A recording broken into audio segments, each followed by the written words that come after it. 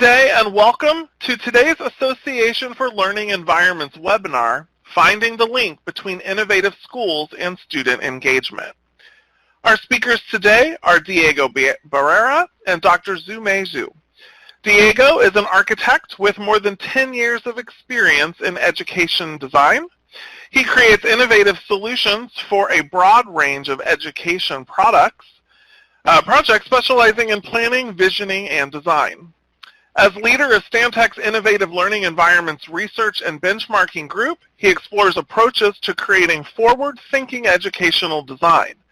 He delivers progressive designs that are suitable to client needs by implementing a comprehensive design process developed through a solid understanding of the client's vision. Dr. Zhu is an associate professor in the Department of Agriculture at Texas A&M University. She is interested in environment behavior research and its design application, with a special focus on healthy and walkable communities, healthcare facilities, and learning environments. Her research is supported by agencies such as the National Institutes of Health, the Robert Wood Johnson Foundation, and the American Institute of Architects, and has been widely published and presented. So I want to thank everyone for joining us for today's webinar, and I'm now going to turn the call over to our speakers. Thanks, Matt. Thanks, everybody, for joining. It's great to be sharing this research with you guys and have the opportunity to get your questions and have a conversation about what we're going to share. This is the first presentation in a series that Stantec is partnering with A4Lee to provide this educational series, and upcoming in our series is these two presentations, Creating Safer and Resilient Schools and Occupancy Evaluations, Key to Health and Building Success. So I would invite you to join those. But I'll start by introducing myself, and then I'll ask Dr. Zhu to introduce herself. I'm Diego Barrera, and as Matt said, I'm a senior designer with Stantec. And we're very happy to be sharing this with you, but just, Dr. Zhu and myself, we're part of the Innovative Learning Environments Research and Benchmarking Group at Stantec, but although you only hear from the two of us today, there's a bunch of folks that have worked really hard in creating the research and the results you're going to see today. So I wanted to kind of thank all those folks that have been part of this research as we move forward. But Dr. Zhu is going to talk a little bit about her background. One clarification, she's not part of the College of Agriculture. You might have guessed it is the College of Architecture, but Dr. Zhu, take us off. Thank you, Diego, and thanks, Matt. So my name is Zumei Zhu in Department of Architecture at Texas A&M University. So it's really a pleasure to be here. I know it's an unusual time, so I'm hoping everyone and your family is staying safe and healthy, and hopefully our webinar will make the day a bit more interesting and productive for you. Okay. So the quick overview of today's agenda, we will start from a quick introduction of the background and then move into an elementary study that was done between 2015 and 2016. And then the last section will be an ongoing study that was started in 2017 with a focus on several middle and high school studies and with more research activities coming up after this. So with that, I will give you a kind of introduction about the rationale for our research and practice collaboration. And to explain that, I want to draw a comparison between what we do in the field of architecture and medical research and practice. So on the left side, you see the pyramid that kind of illustrates how medical professionals are really kind of working together to build a knowledge base to inform their best practice. So you see layers of different levels of studies and knowledge that they are gathering, from individual case study to case control study, where they would be comparing, for example, two groups getting different types of treatment, to cohort study where they follow patients as they get treated over time to see how that treatment or medication is working, or the gold standard randomized controlled trial where they randomly assign participants to either the case condition or the control condition to be able to get more rigorous results about the impact, the effect of the potential treatment that is being studied. And if you keep moving up, you can see how they add these different studies together to develop their practice guideline, and they also refer to systematic review of the literature and even meta-analysis to be able to get really rigorous findings about, for example, the impact of a particular treatment for a particular population, etc. So it's a very rigorous process.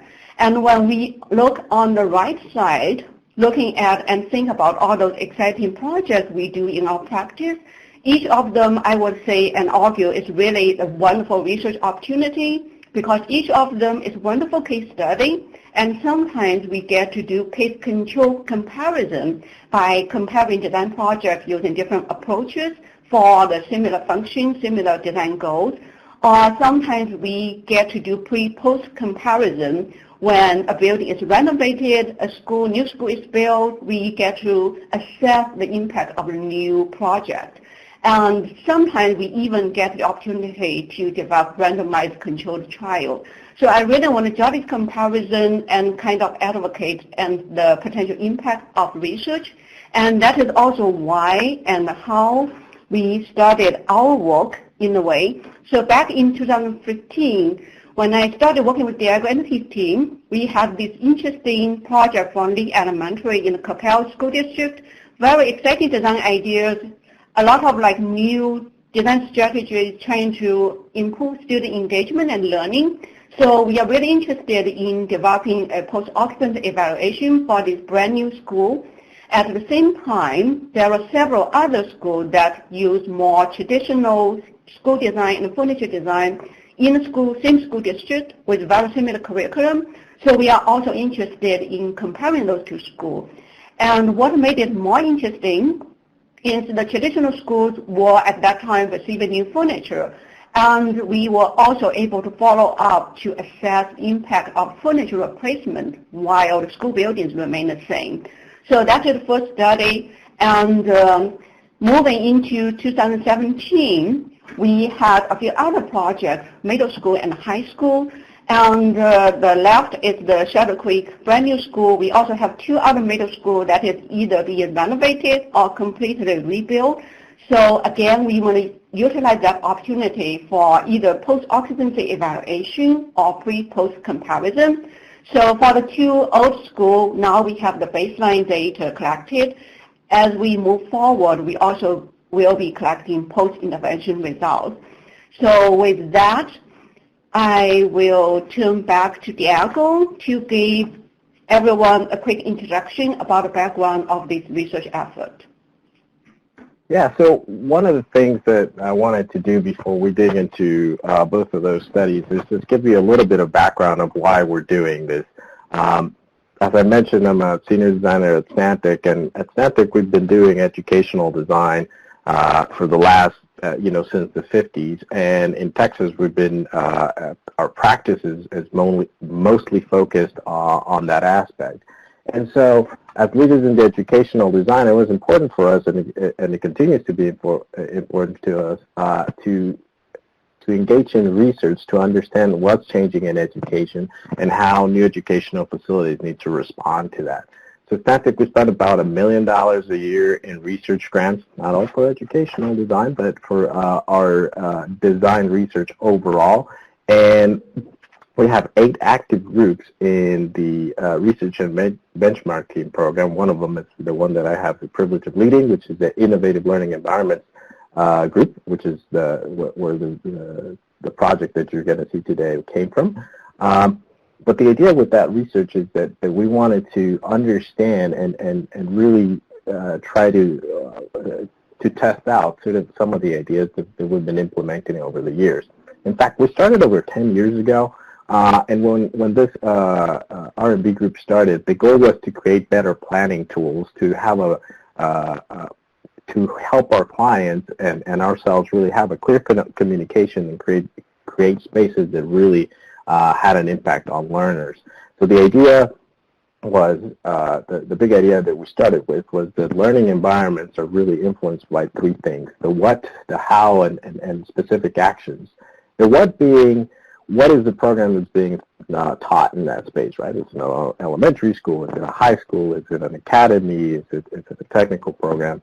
The how is education being delivered? Is it a project-based learning school? Is it a more traditional? How is that program being delivered? And then the specific actions. And to aid that conversation in planning, we created this list of 10 learning activities, right? There's nothing magical about this list, and it's 10 because 11 was too many and 9 was too few. But really the idea was that with these 10, what we were trying to do was capture, hopefully, about all of the learning activities that happen in a typical school day or in a typical school setting for our students. And the reason that we wanted to use these is because they allowed us to have a common language with both from the architecture side as as educational facility experts with actual education experts, so that we could really have a common language and understand what the goals are. So that's why we created further definitions for them by having specific actions that really define what we were trying to say and to create. And so these activities helped us create this planning activity that we call the learning activity mapping. And how this activity takes place is that you have these cards, and as you can see, these cards have mostly white space, and that's by design because we understand that they're incomplete and that there's more to this story than using these 10 words. So the idea in this activity is that we want to create a story about the typical day or perhaps typical week or month in a student's life, and through that story try to really capture what that learning activity, how students are spending time, so that then we can start translating that into a space that really supports that. But this idea of time was important because we know that what happens in a school in the morning is not the same thing that happens in an afternoon, and what happens at the beginning of the school year is not the same as what happens at the end of the school year. So the idea was to represent time by the quantity of cards. So if you look at the screen now, you see 2 purple cards that say lecturing and 3 that say studying next to it. Well, the comparison there is that each one of these cards is about 5% of the student's time. There should be 20 on the screen. And so not only are we telling a story of what a student is doing, but we're also telling a story of how much, so that we know what flexibility we can have when we're doing planning and programming to create spaces that really aid this, these learning activities specifically. And then from there, we move on in that planning process to understanding what types of spaces are going to support those specific learning activities. And we have conversations around space types that we've developed to really try to understand and have real life examples of spaces that could do that. So we've been using these planning tools for a while now, and we had the opportunity to sort of test them in this study in Capel ISD when we designed Lee Elementary. Lee Elementary is a very unique school for many reasons, but one of the things that we did here is that we used all of our tools. We used all of our planning tools, and so afterwards we had the opportunity to see if those were actually if what we had planned was actually taking place. But I'll walk you a little bit through what this project is and how it turned out. Capel was a really good district for us to test our assumptions, because what it allowed us to do is that it provided us with an opportunity to compare schools in a district where the demographics are very similar. Capel ISD is not a huge district, and demographically is very similar throughout. So we can compare 2 schools and not necessarily control for the differences of the students, but at least understand that the differences weren't very drastic. And it was also interesting because this was going to be the first elementary school building in Capel in about 30 plus years, right? We Stantec did the original elementaries back in the 80s, and while they were great buildings back then, they really don't reflect how they're delivering education. In fact, this new school wasn't really changing the way they deliver education. It was really just reflecting the way that they're delivering education now. So that comparison was even stronger, right? Because we knew all of the elementaries were delivering education in this way, which was a project-based learning, student-centered kind of curriculum, but they didn't have a campus that represented that. So in this campus, as you can see, it's based around the space that has the number 6, which is sort of their open collaboration learning, the most similar thing to a library that you'll find here, but it's completely open. And around it, you have learning houses, 2 on the first floor, and then 3 more on the second floor. And all of those learning houses, although you see each one of those learning houses and you see 4 what look like traditional classrooms, those number 1s, there's always in that learning house from 6 to 8 classes taking place, but they're taking place throughout all of these spaces. Students are coming out to the wet and dry labs that are outside of the classrooms. They're going into the pull-out spaces and the small collaboration rooms, but it is this moving around these spaces that makes this plan very efficient, but also a plan that really allows for the right space for the right activity. And you can see that as it was organized, it allowed not just different types of groups to gather, but also different types of settings for different types of activities. So again, as we looked at this building, it looks like a different elementary. It acts like a different elementary. This is the closest to a typical classroom. It's also, the first net zero school in the state of Texas. But what we wanted to understand is what impact does this school that's really designed around the curriculum, it's really designed around how education is being delivered, what impact does it have on the students that have an impact on student engagement? So we wanted to run that comparison. We understood that the traditional schools were already delivering school in this manner. You can see that little plan under the green bar over there. But we also understood that we had another comparison that we could do. As Dr. Su mentioned earlier on, there was all of the elementary schools were getting new furniture. And let me pause here and say that it wasn't just a furniture package for everybody and everybody's getting what we ordered. We planned the furniture package with each campus and with each grade level. So each grade level of each campus had complete decision-making power into what furniture they get and what furniture they got. And so that was really to allow those classrooms and those grade levels to have the appropriate furniture to support their educational delivery. So that was another scenario within those schools. And lastly, we have Lee Elementary. The comparison was, how does the traditional Lakeside school with traditional furniture compare to Lee? What is the improvement between Lakeside as a traditional school with old furniture and new furniture? And then how close can we close the gap when we compare Lakeside with traditional furniture, traditional design but new furniture, to Lee Elementary? So those were the results that we were going to show you. So along with having what is a traditional, sorry, I'm skipping slides here, but a traditional post-occupancy evaluation that really measures just user satisfaction from acoustics, lighting, thermal comfort views, building, and furniture. We wanted to add another part to that assessment and really measure student engagement. And that's where we came to find a research tool that would let us measure not just engagement, but dissatisfaction as well, because we knew dissatisfaction was an important part of that research. And it was a bit of a challenge to have that tool, because as you know, the survey tool was asking students to gauge their satisfaction with the building and also trying to understand their engagement. But it was surveys directly at students, right? So part of the challenge was creating a survey that 6 to 12-year-old could do, and that would complete, right? Because nobody likes doing surveys, and kids are no different.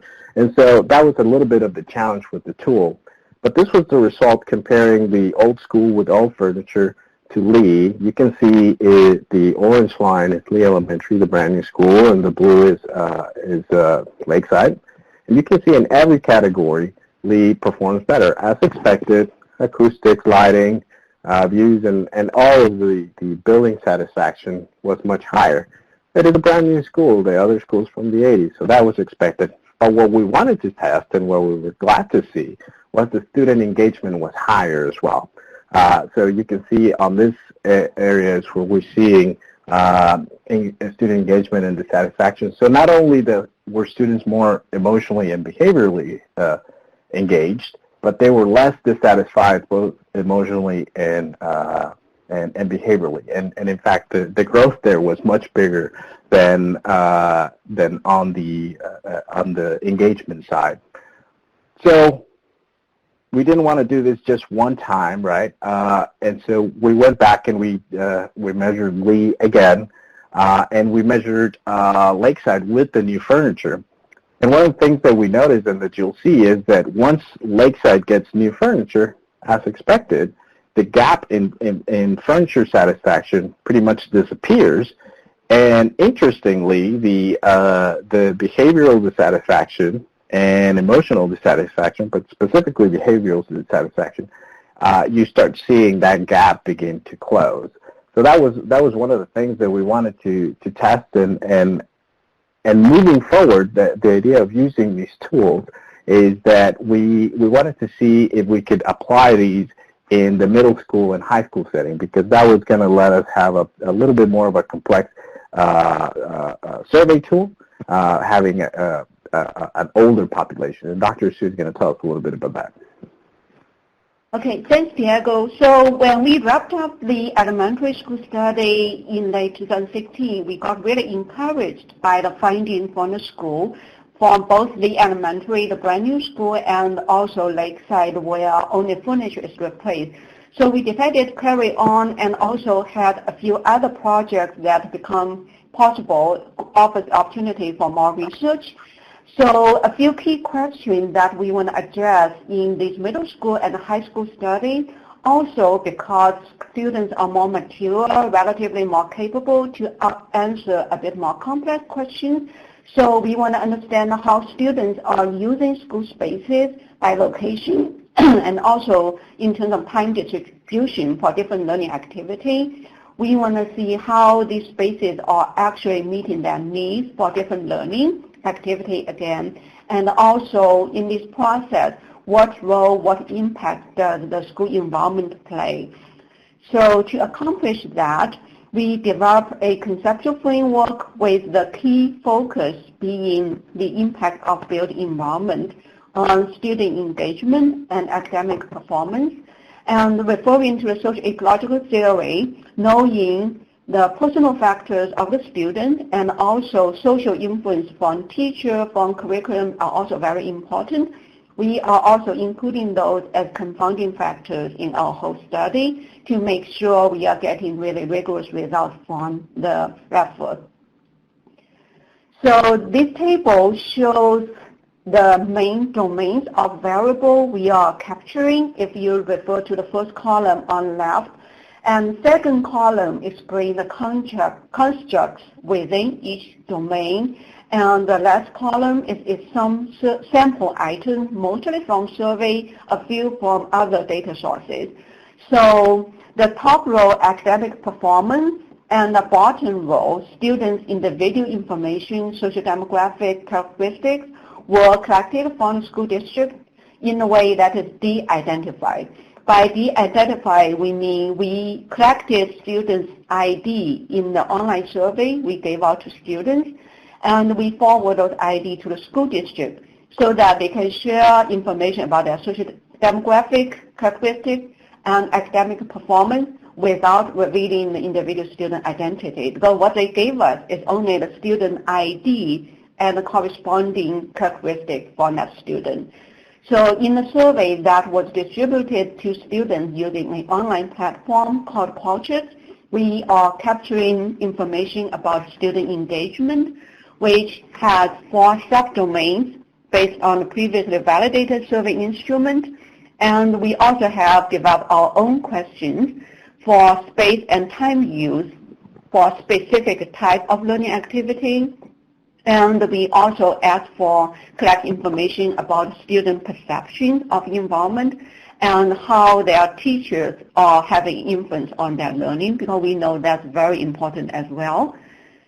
And as a sample for time use, we are asking students to report roughly the percentage of time they use for specific activity. For location, using the online tool, we are asking them to, so we are showing a floor plan in online survey and asking students to point to the location that they used most often for each specific type of activity, as you see on the list on left.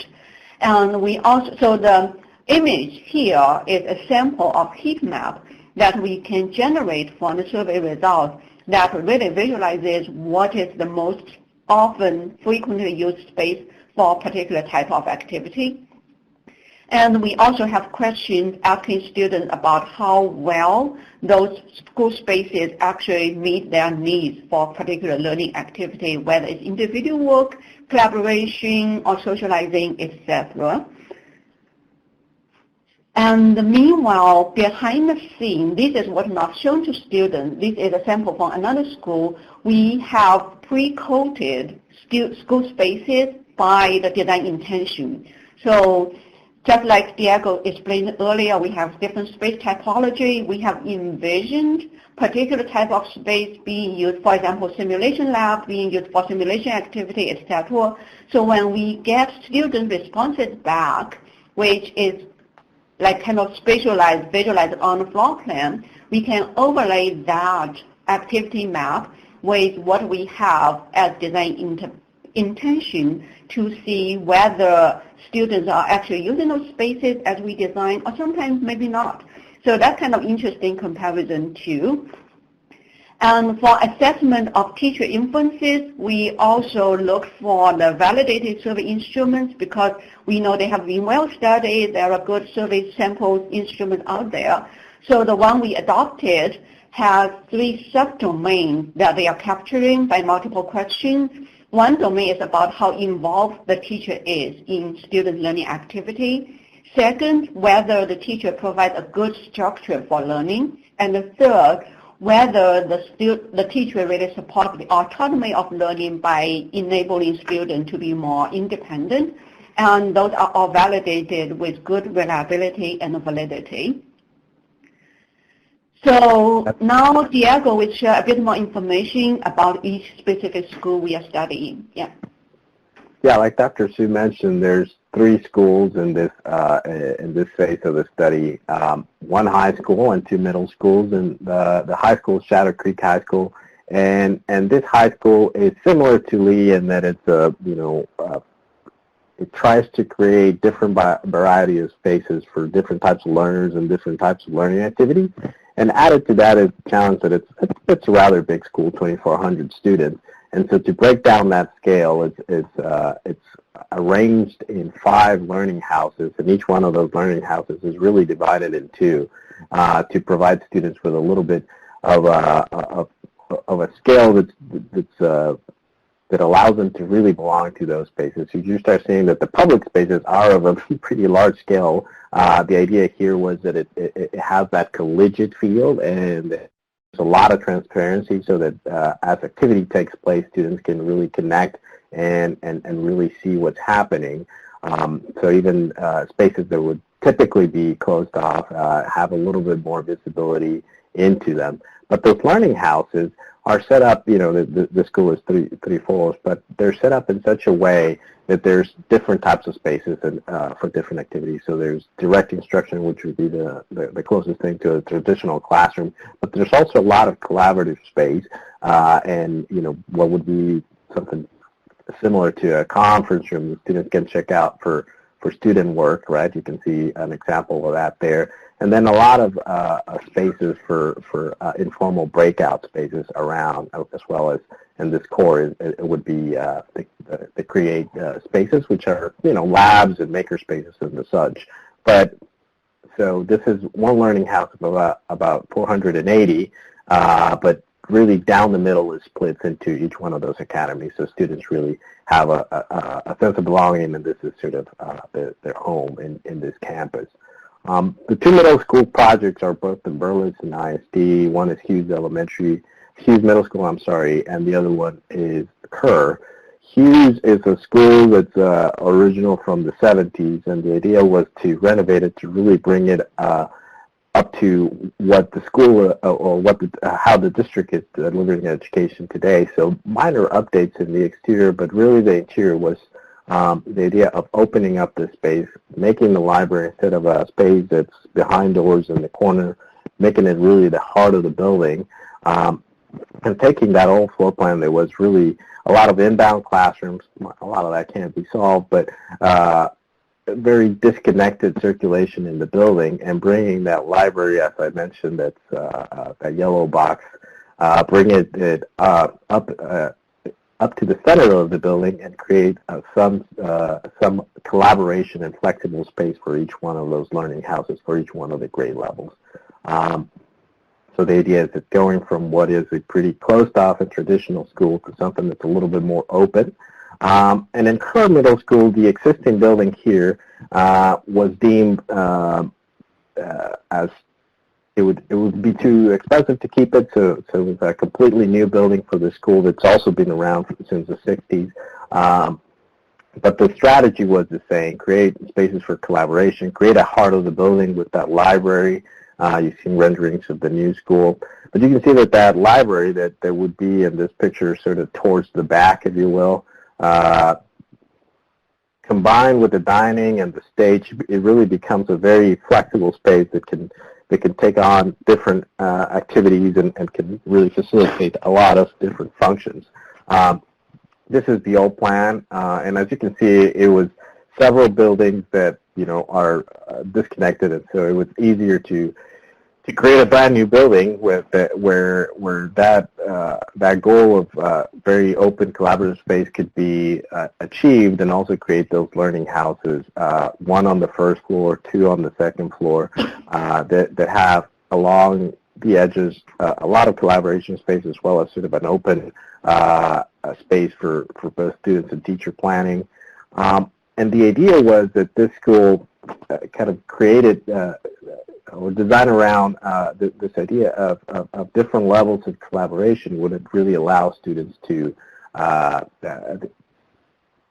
change the way that they really approach their projects, because it is a project-based delivery, but as you saw on the old campuses, there really weren't spaces for students to gather and learn informally. Some pictures from the before and sort of pictures of what we have of what's being designed now. Okay. Yeah. So now we will move into the results. We are really lucky in the way we got great support from all the three schools, and they actually asked students invited them to respond to the online survey during class time. So that's a huge boost to our response rate. As you can see, we got a range of response rate from 51% in Shadow Creek High School to all the way up to 80% from Hughes Middle School.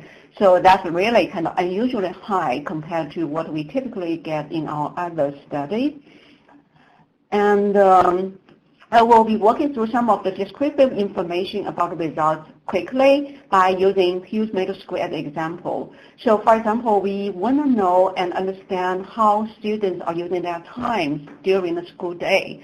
So the chart on the right shows a distribution based on student responses. Again, it's a high response rate, and we can see about 11.9% spent in simulating things, 12% for creating things, and about 10% for individual work, and about 14% for collaborative work, etc.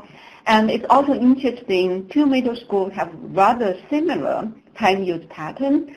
And when we compare that with Shadow Creek High School, overall it's also close and similar, except for Shadow Creek High School, so it's different grade level. They spend relatively less time on individual work, and their percentage is 21.8% versus about 26% in Hughes Middle School and 28% in Kyrhughes Middle School. So that's interesting to see. And we also want to find out where students engage in different activities, and we have a list of 6. So students were shown a floor plan like this, and they were asked in the online survey to identify 3 top locations that they use the most often for each learning activities. So this allows us to understand the spatial distribution of learning, and we also have questions about how well does your school environment meet your needs for either collaboration, individual activity, etc. It's a 5-point scale. If they chose extreme answers, like either extremely well or not well at all, we have follow-up open-ended questions asking them, kind of probing for more detailed information about why they feel that way. And we also have a group of questions asking about how satisfied they are with different aspects of the school environment. Dr. So may I interrupt at this yes. point? Sorry, I just wanted to jump in because I think I didn't make this point. So the results that you're going to see right now for Hughes and Kerr are for the original building. So this study for Kerr and Hughes is a pre-post. So those are the studies are of the old facilities because we just completed the new ones, and the goal was to do the surveys at the end of the school year. But the students won't be in the school, so we'll probably do them next year. But I just wanted to make sure that we mention that because as you look at the floor plans, you'll look at the old ones, and that's the why. It's because we did it before we demoed demolition or before we moved to the new campus. Yeah. Thanks, Diego, for clarification. Okay. So what I will be showing is a few sample responses for different learning activity. So this slide is for activity of simulating. So on right is a heat map based on students' individual responses, and the heat hotspots are those that are most frequently used for simulation. You can see band, theater, practice gym, library, etc., and cafeteria. And on the left is the 5-point scale I mentioned and distribution of responses for each category. And you can see the distribution and overall how well the school space is performing.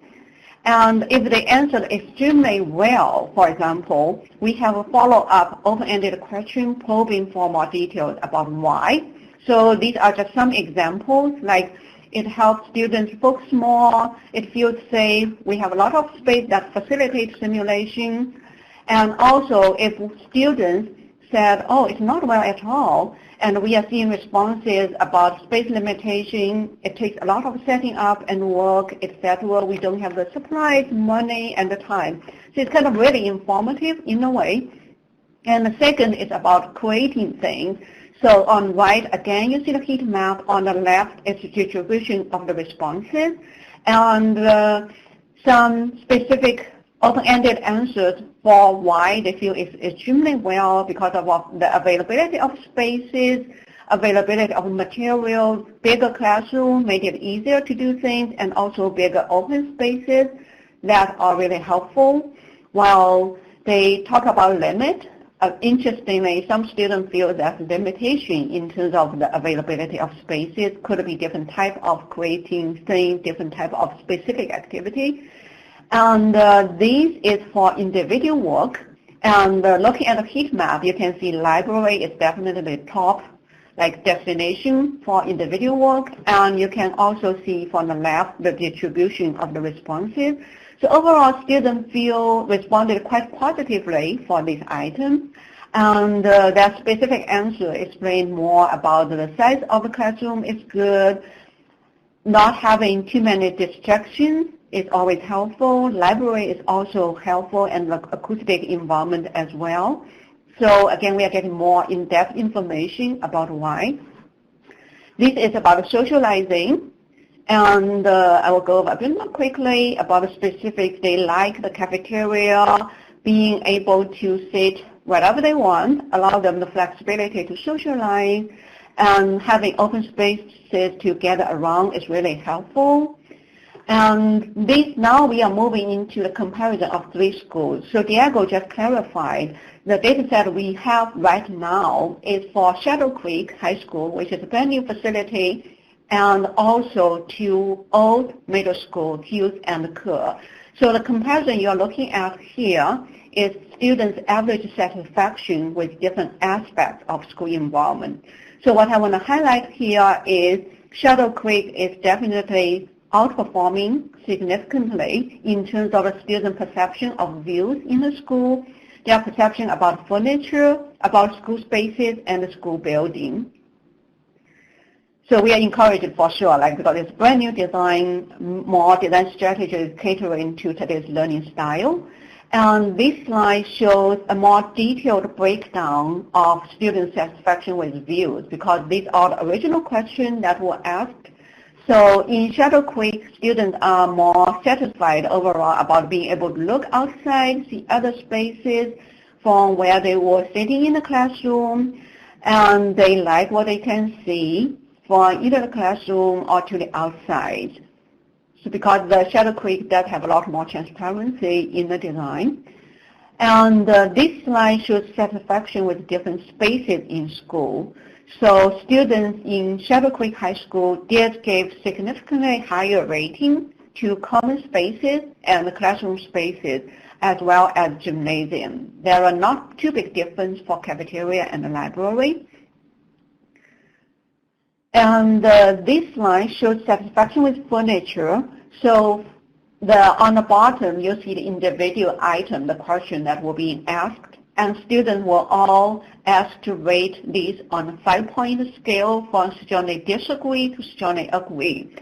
So for Shadow Creek High School, in this case, each single item is rated much higher. And you can also see, interestingly, Kyrhughes and Kyrhughes Middle School, the old building, they are quite similar in terms of their student rating. So example could be the chairs are really comfortable sitting. It's easy to arrange the furniture for different activities. It functions well with technology, etc. So this is encouraging for us, for the designers, of course. And now we'll move into the main focus analysis targeting in response to our research question. So we are interested in how design affects student engagement.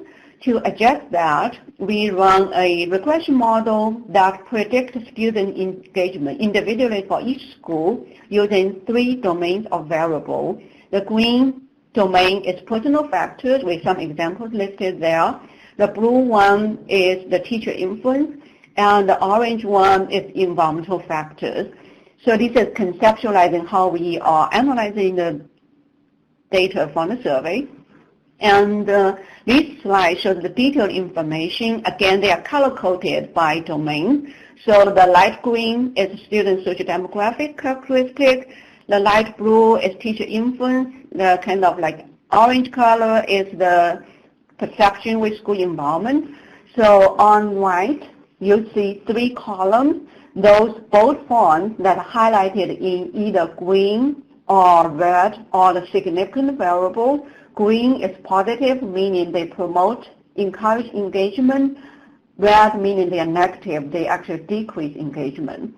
So if we take Kyrhughes Middle School, for example, and also keep in mind the engagement is measured on a 5-point scale ranging from 1 to 5, with 5 being the highest level of engagement. So for Kyrhughes Middle School, the block of student socio-demographic characteristics didn't have any significant variable that predict engagement. And interestingly, second block for teacher influences, the teacher involvement in student learning and teachers' provision of structure for learning are both significant. And the way to interpret this number, the 0.219, for example, for teacher involvement is that's also captured on a 5-point scale with 1 unit increase in teacher involvement, with other factors holding constant. the engagement of the student will increase by 0.219 on a 5-point scale. So that's rather significant. It kind of shows the level of magnitude of the impact. And if you move to the third block, satisfaction with school physical environment, the variable satisfaction with overall school design is significant. And with 1 unit increase in their satisfaction, students' engagement level will increase by 0.11 on a 5-point scale. So again, that's rather significant and kind of encouraging for us as designers. And the second column, similarly, how to interpret that. So for here, we do see 2 personal variables, gender. Males are more likely to have lower engagement level, boys, and also grade level. As you go higher in grade level, your engagement level tend to go down a little bit. And for the second block, teacher influence, here we see teacher involvement and the teacher provision of autonomy support positive. And when we move into the environmental variable, we see lighting condition is a positive predictor. Again, you can interpret it by 1 unit increase in the satisfaction with lighting. That engagement in this case increased by 0.075. And also interestingly, for view, we break them down to different sub-variables because they are capturing different aspects of view. So the visual openness is actually negative, likely because of the distraction. We don't know 100% sure, but it could be one potential reason.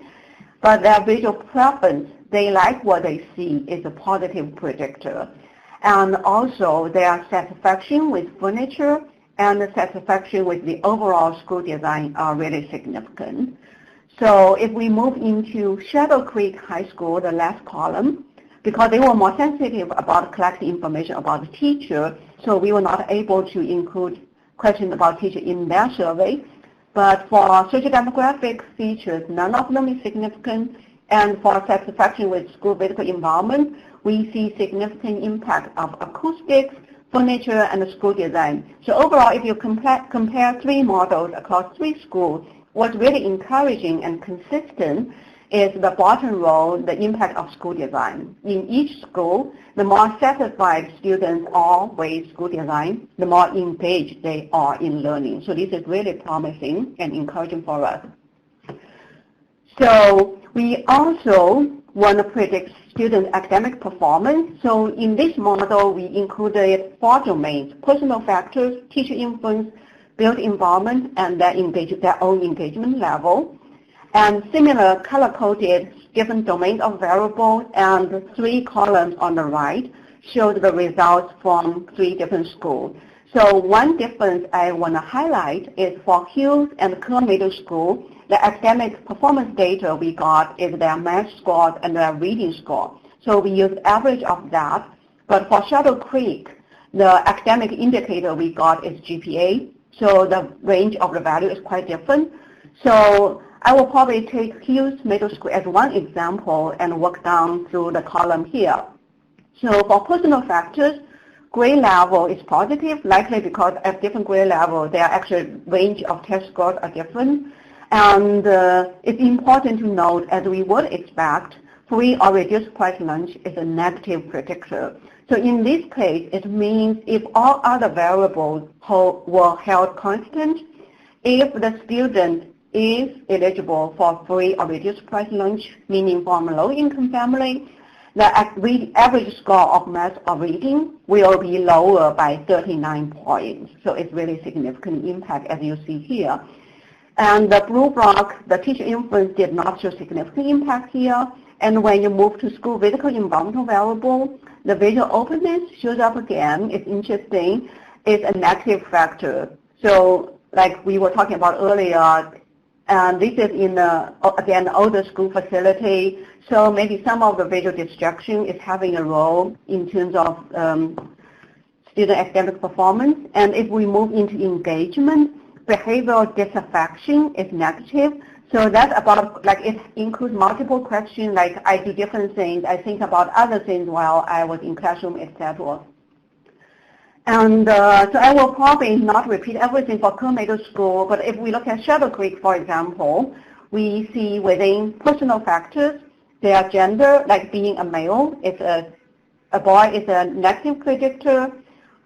And again, the value range is very different here because for Shadow Creek High School, the outcome is GPA, so it's a much smaller range. And the free or reduced price lunch being Hispanic students are negative predictors. And if we move into physical environment, good lighting condition and visual preference of views actually predicts better academic performance, while thermal discomfort is a negative predictor. And if we move into engagement, the behavioral disaffection is again a negative predictor. So it's kind of like, again, showing the result of what environmental factor may play a role. And we do plan to do some more complex analysis because we know there are some interactive relationship between school environment and engagement. So we will run more complex model that will be able to better explain and understand this interactive relationship. So with that, we are really excited about what we saw so far. And as Diego has mentioned, we plan to do a follow-up assessment at Kyrhughes and Middle School when they have their new facility in place. And we're really kind of excited to see what will turn out in terms of pre-post comparison. And that's really it for us. We are also hoping to do more comprehensive systematic study by further developing our survey instrument, use it as a consistent tool to build more knowledge base for future practice. Hopefully the tool set could also be better validated in future for wider use. And we are also working together on publications and external grants, and hopefully the new knowledge we generate from this project could really be beneficial and informative for the whole field of educational design. And that's it, and we are open for questions. I think as we have questions pop in, and I know Matt is going to help us facilitate those, I did want to share a little bit that one of the value propositions here for our clients, because it is, it is a true partnership where these school districts are partnering with us, sharing some of the information, and we're working on this together. One of the things that we get out of the surveys of the information that's valuable is that by understanding how their students use space, we can make minor adjustments, whether it be in furniture or whether it be in scheduling or in other things, to the campus as it exists, so that it functions better for students, and obviously creates a lot of knowledge for us for a future facility as that district moves forward. But that was one of the things that we thought was important, is that when we presented this data, wasn't just something that is very useful for us and generates a lot of knowledge, but also has some practical results for our clients. Okay, so we are going to open up the floor for questions from the audience. If you've got any questions for our speakers, go ahead and type those into the Q&A pod, and we'll address those here in our final moments today. There was a question that had come in during the presentation asking if there were any numbers that could be shared that compare the GSF per student for the total area of the innovative versus traditional school. We don't. Great. It's a great question. As far as gross square footage per students compared to kind of the area dedicated to innovative space, we don't have that. We do have a separate study that we would be glad to share at a different point, where that is our focus, kind of going back 10, I think we're going back 15 years and looking at our high schools and comparing gross square footage and comparing sort of amenities and how that's changed over the years. But in this particular study, we don't have that. All right. There's a question in here asking, are the survey research tools for this study validated statistically for reliability and validity? Can you describe the process? Okay, I guess I will take that question, Matt. So we have different sections in our survey. Some of them, as explained earlier, like I'm referring to a slide we actually included here. I'm not sure if everyone sees that. So for student engagement assessment, we are relying on previously validated instruments. So this slide, if you see engagement versus disaffection with learning, actually explain the conceptual kind of domains for engagement assessment. And also on right, you see Dr. Skinner, her team have this instrument developed and also tested for both reliability and validity.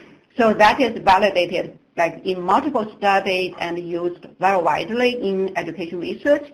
And similarly for student in teacher influence, that's also relying on validated instruments from previous research.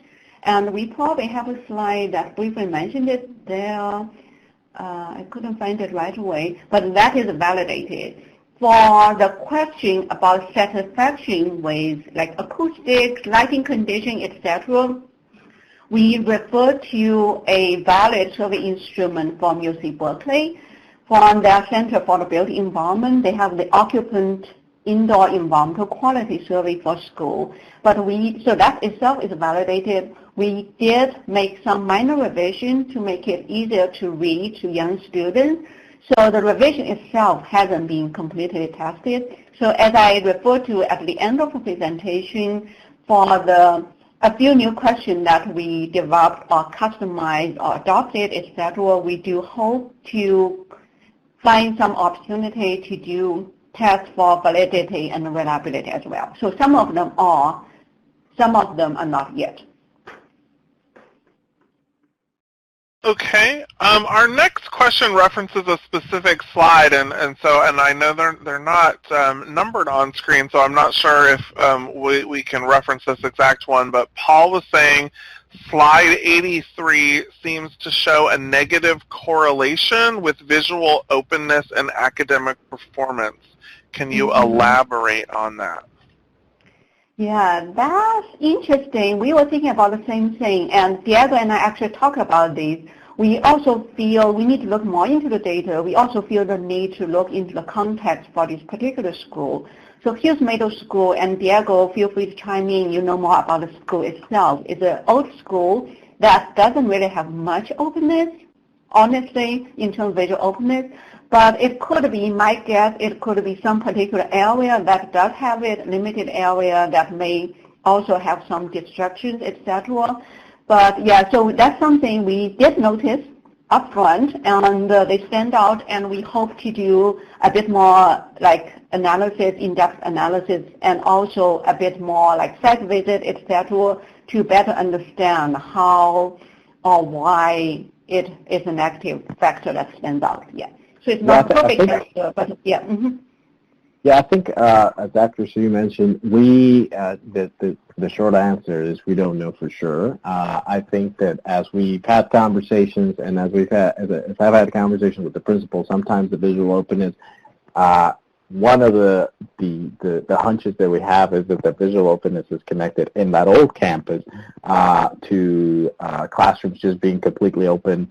And so there is a noise issue that is connected to that, and since our survey doesn't really address the noise issue, it might be captured there. But that is where one of the things that we want to do moving forward is, just as we did in the questions regarding specific satisfaction with specific spaces for specific activities, where we ask if you rate very highly or very poorly, to tell us a little bit more, a question that where you can write out why. We want to get to that point in these as well, so that where some of these outliers we can address them that way. Since I see it right here, I'm going to jump into the next question, which is how this research is funded. So in one of our opening slides, I was mentioning that Stantec has a grant of $1 million every year to fund research throughout the company, and so it's funded internally, and so it is a competitive grant, and so internally we have to submit for these grants, and the R&B program, the Research and Benchmarking group that I lead, which is the Innovative Learning Environments, we have been lucky to get funding for this for the last 10 years really, and we continue to seek that funding. And as Dr. Su mentioned in her closing slide, we're also trying to find other sources so that we can scale this up and create a bigger knowledge base that we can then share out with our clients and with our peers. Okay. The next question that's come in from Julia asks if you look at specific requirements for each curriculum course. We don't go, I think, to that level of specificity, no. I think we look at the delivery, the type of educational delivery. So we try to understand using the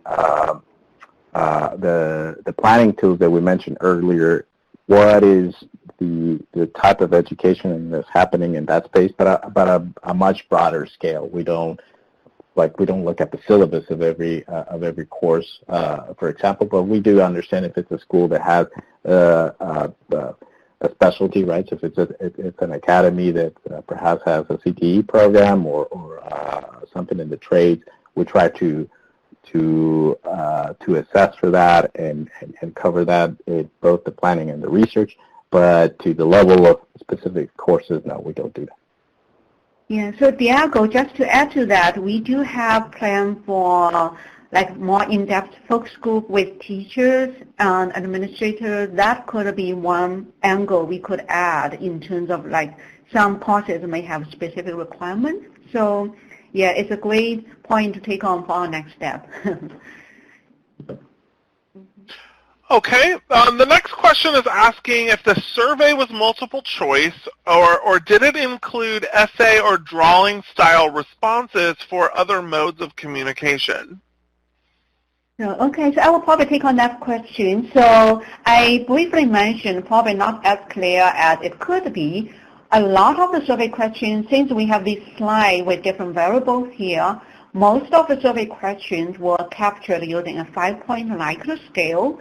So we have a statement I focused on like lecture when I'm in classroom, etc.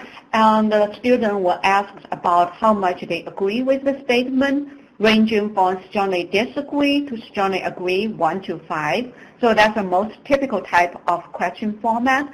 For a few that will be different is like when we mentioned a little bit, when we ask students how well the school environment is meeting their needs for particular learning activity, that goes from a 5-point scale, goes from extremely well to not well at all. So when they chose those two extreme answers, either extremely well or not well at all, the online survey has that skip logic, so they will come up with it will pop another question up. If you chose extremely well, can you explain why? Then that's open-ended. Students can put in specific comments there. We actually see some really interesting comments. So it depends, but overall, knowing the student cognitive ability, we didn't ask really complex questions. For the mapping, the location question, we showed them the floor plan, and the online survey allowed them point to the location and click to show this is one of their most frequently used location for a particular type of activity. So those are the major 3 types of question formats. Yeah.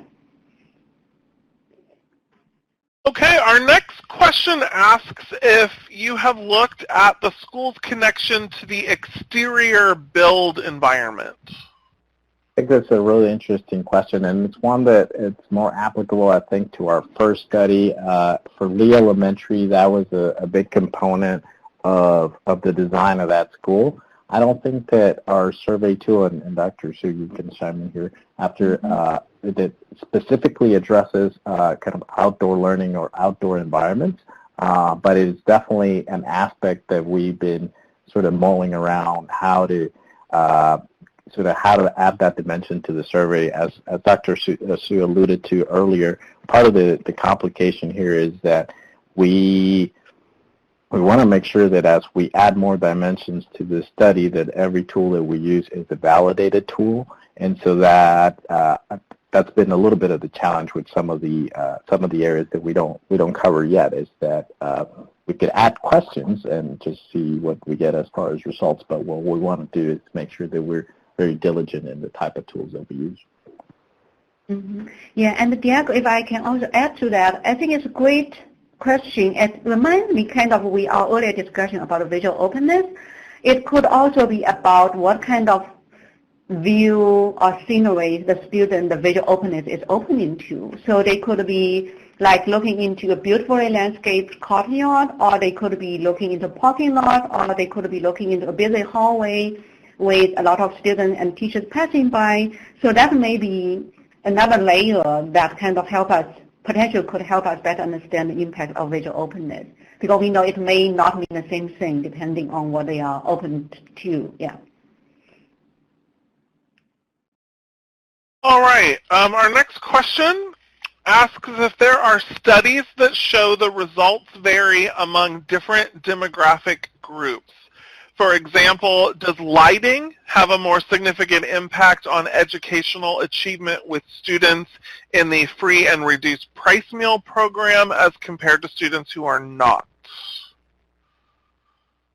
Okay, so we are getting into more complex research questions. It's a great question. I don't have a direct answer right on top of my head, but that kind of relates to, and again, I love the question, it relates to the more complex analysis I mentioned up front. So for our own study, we do hope to use a different statistical model, structural equation model, that would allow us to test the kind of interactive relationship that you're referring to. So it could be, yes, lighting have impact on learning, but does it also that relationship, does it also get affected by student personal factors, etc.? So yes, we hope to test that. Whether there are other studies out there, I don't have something that came to my mind right away. There may be some, but if you're interested, I would love to follow up and look a bit more, dig a bit more in the literature to see whether there's some information, good studies available in response to this. Yeah. Okay. And it looks like there's just one more question in here right now, so if you do have any final questions or comments, go ahead and get those in now before we close down.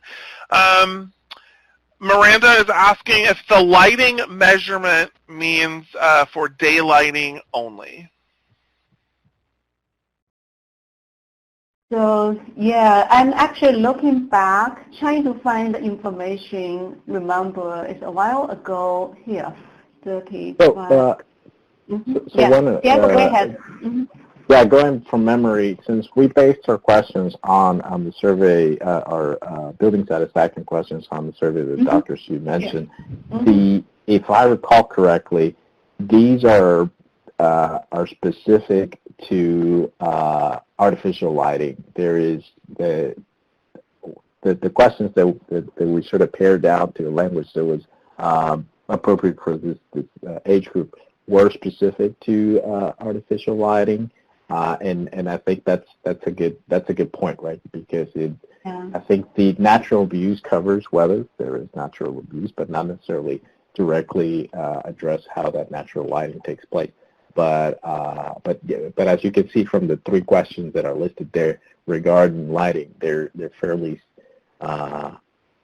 open. They don't really specify. So maybe the answer is not specifically. Okay. Well, that's all the questions that have come in from our audience. Any final thoughts here before we go? Well, I did want to add, just finally, one of the questions that when we've had the opportunity to share this research before is whether if this is specific, something that we only do on our projects or our clients, and the answer is a very definite no. We think that, we hope that if there's value in this, and that if you are in a school district or in a school system or one of our peers and would like to deploy something similar, we would love to talk to you and see how we can improve this tool and get a little bit more information so that as we as we understand a little bit more how our students use space, that we can create space that better serves it. And just finally thank everybody for taking the time to talk to us today. Yeah, just like Diego mentioned, I do want to invite potential collaboration if there's any interest for either kind of using a similar research tool, build up more case studies, and kind of a larger database to allow better practice in future. And also I want to kind of advertise for my own study that I'm trying to develop here also. We have a small grant that we received not long ago. We are interested in looking at public schools in Texas from major cities to look at how school design affects student physical activity at school as well as health condition and academic performance. So if anyone in the audience either has an interesting project that may be a good candidate, please reach out to us and we would love to look into it to see if we could have opportunity for collaboration as well. Yeah. Okay. Well, that's going to conclude our webinar for today. I want to thank our speakers for sharing their expertise with us and all of our registrants for attending today's program. Your certificate of attendance and evaluation form will be emailed out to you within 24 hours, and we ask that you take a few moments to provide us with your thoughts on today's program. You can get registered for upcoming webinars and on-demand recordings of previous programs at education.a4le.org. Thanks again, and have a wonderful day.